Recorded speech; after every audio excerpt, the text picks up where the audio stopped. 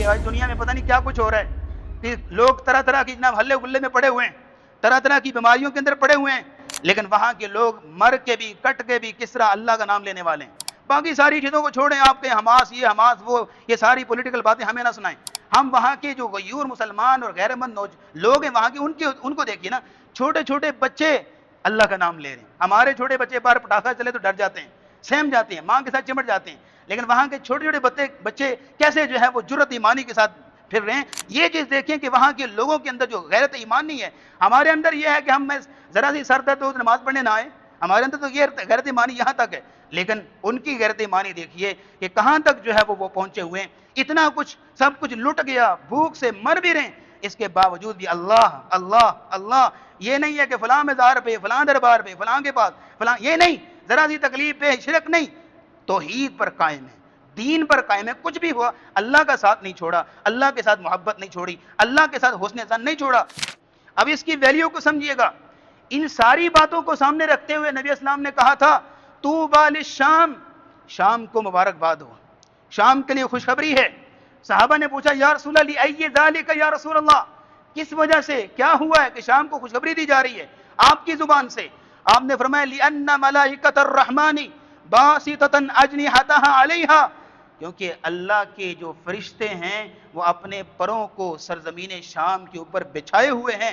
اس کیا مطلب ہے اس کا؟ فرشتوں نے پروں کو بچھایا ہوا ہے، مطلب یہ ہے، ملا علی قاری رحمہ اللہ لکھتے ہیں وفیہ دلیل علی بقاء الایمان فی الشام، اس کی دلیل یہ ہے کہ جب فتنے نمودار ہوں گے اس وقت بھی ایمان جو ہے وہ وہاں پہ قائم رہے گا، کیونکہ فرشتوں نے پر بچھائے ہوئے ہیں بالمحافظۃ عن الکفر، کہ جو وہاں کے رہنے والوں کو کفر اور شرک سے بچا کے رکھے ہوئے ہیں، ان کی حفاظت کی ہوئے۔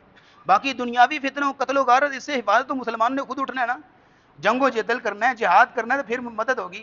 البتہ کفر سے، شرک سے بچانے کے لیے فرشتوں نے پر بچھائے وہاں پہ۔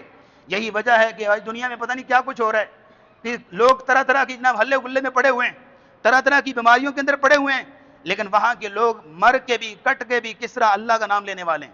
باقی ساری چیزوں کو چھوڑیں، آپ کے حماس یہ حماس وہ، یہ ساری پولیٹیکل باتیں ہمیں نہ سنائیں۔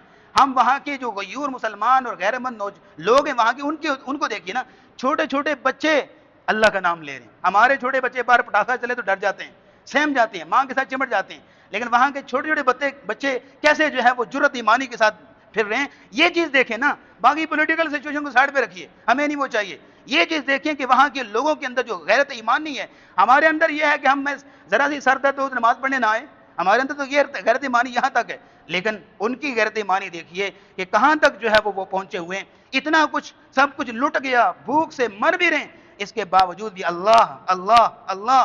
یہ نہیں ہے کہ فلاں مزار پہ، فلاں دربار پہ، فلاں کے پاس، فلاں، یہ نہیں، ذرا سی تکلیف پہ شرک نہیں، توحید پر قائم ہے، دین پر قائم ہے۔ کچھ بھی ہوا اللہ کا ساتھ نہیں چھوڑا، اللہ کے ساتھ محبت نہیں چھوڑی، اللہ کے ساتھ حسن ظن نہیں چھوڑا۔ اس لیے تو نبی اسلام نے کہہ دیا، جامع ترمذی کی حدیث ہے، آپ نے فرمایا اذا فسد اہل الشام فلا خیر فیکم، لوگو اس دن کا انتظار کرو کہ اگر ایسا ہو گیا کہ اگر شام والے لوگ بھی دین سے پھر گئے، فلا خیر فیکم، پھر پوری دنیا میں کہیں دین ہوگا ہی نہیں۔ یہاں تک رسول اللہ نے کہہ دیا، اور آپ نے یہاں تک فرمایا لا تزال طائفۃ من امتی منصورین علی الحق، میری امت کی ایک جماعت ایسی ہوگی جو ضرور حق پر قائم رہے گی، اور وہ ضروری نہیں کسی خاص علاقے میں، پوری دنیا میں بکھرے ہوئے ہو سکتے ہیں، جو حق پر قائم رہیں گے، اور ان کا زیادہ تر حصہ علماء کہتے ہیں کہ وہ جو ہے وہ شام کے اندر ہوگا۔ اس لیے یہ علماء لکھتے ہیں اس کے بارے میں، جو ہمیں یہ ویلیو بتائی گئی، اہمیت دی گئی، اہمیت بتائی گئی کہ جب تک مسلمان اپنے دین پر قائم رہیں گے اور مسلمان جو ہے وہ اپنے عقیدے پر قائم رہیں گے، اللہ رب العزت ان کی مدد اور نصرت کرتا رہے گا۔